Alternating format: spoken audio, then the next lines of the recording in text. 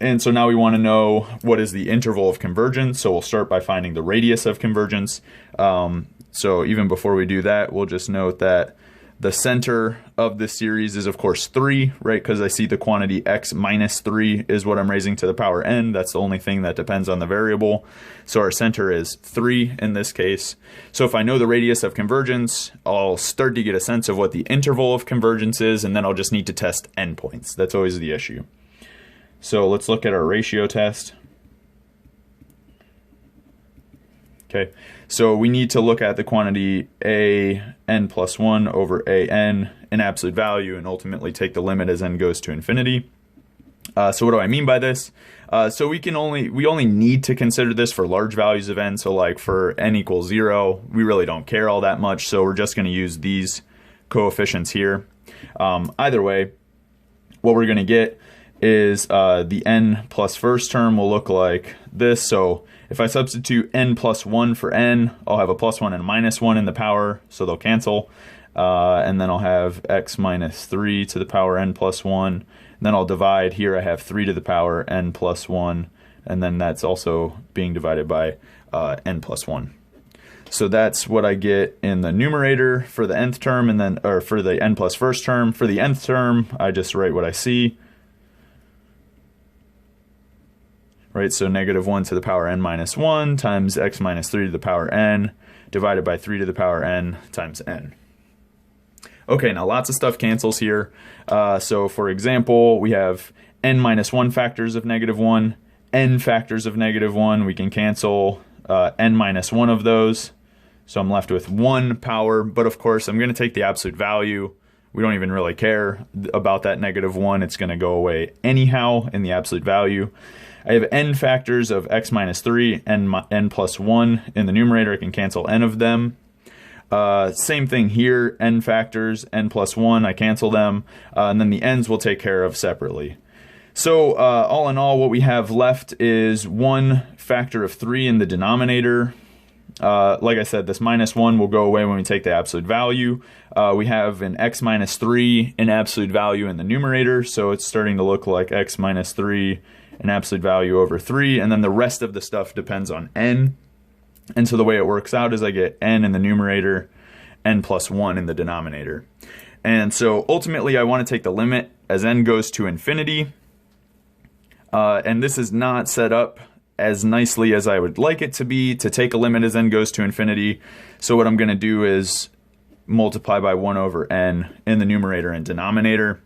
And so this will give me x minus 3 in absolute value over 3 times 1 over 1 plus 1 over n.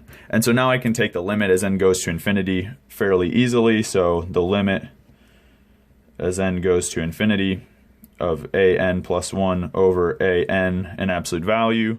This is equal to, so first of all, this absolute value of x minus 3 divided by 3 has no dependence on n whatsoever, so I can just pull it out front of the limit. And so I do this, and now I'm just looking at the limit of 1 over 1 plus 1 over n. But this is fairly easy because this is the only term that depends on n. That goes to 0 as n goes to infinity, and so the entire quantity here goes to 1, and so my limit is just x minus 3 in absolute value over 3. And so what we know from the ratio test is that if this limit is strictly less than 1, then we have convergence. If this limit is strictly greater than 1, then we have divergence, right? So if x minus 3 over 3 less than 1, convergence,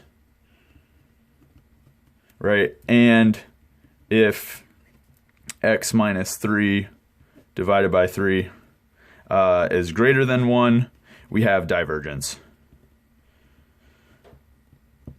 So this is going to tell us something about the radius of convergence, and so we don't like to see this quantity. What we want to see is just absolute value of x minus 3 is less than a particular number gives us convergence, and so of course we'll have to multiply over by 3. So let's get a new page. So we multiply over by 3. We have x minus 3 divided by 3 less than 1. right? And so of course this is the same as writing x minus 3, an absolute value, is less than 3. And then of course for the greater than 1, it's essentially the same thing, right? So we have convergence for strictly less than 3. We have divergence for strictly greater than 3. So that tells us that the radius of convergence is equal to 3. So we got our radius of convergence. We know the center. So at this point, we have our center is 3. We know our radius of convergence is 3. So this tells us we're allowed to move to the left 3 units. We're allowed to move to the right 3 units. But then it's always a question of whether or not we converge on those endpoints. So let's check the endpoints really quickly. So x equals 0. Let's plug it in to our series that we have. So it'll look like sum -1 to the power n minus 1 divided by 3 to the power n times n. This is going from n equals 1 to infinity. We don't need to consider the natural log of 3 term. This is a finite number, so whether or not this converges has no dependence on adding a natural log of 3 to it. The value will change, but convergence will not. And then we're multiplying 0 minus 3 to the power n. Okay, so if we think about it, this is -3 to the power n. So what's going to happen is we'll basically cancel these negative ones here. We'll be left with just one of them. So we'll have a -1, and then our 3 to the n will cancel this 3 to the n. So basically we're canceling all of that stuff, and we're left with this, right? Which is essentially just our harmonic series multiplied by -1. And we know that this harmonic series is divergent.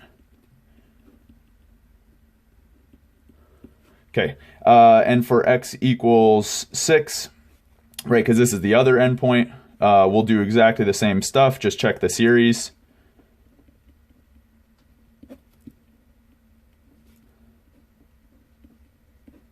Okay, and this is going to turn into, so this is just 3 to the power n, so this will cancel with the 3 to the power n in the denominator. And so here we actually have the alternating harmonic series, which we know converges by the alternating series test. Okay, converges. So our interval of convergence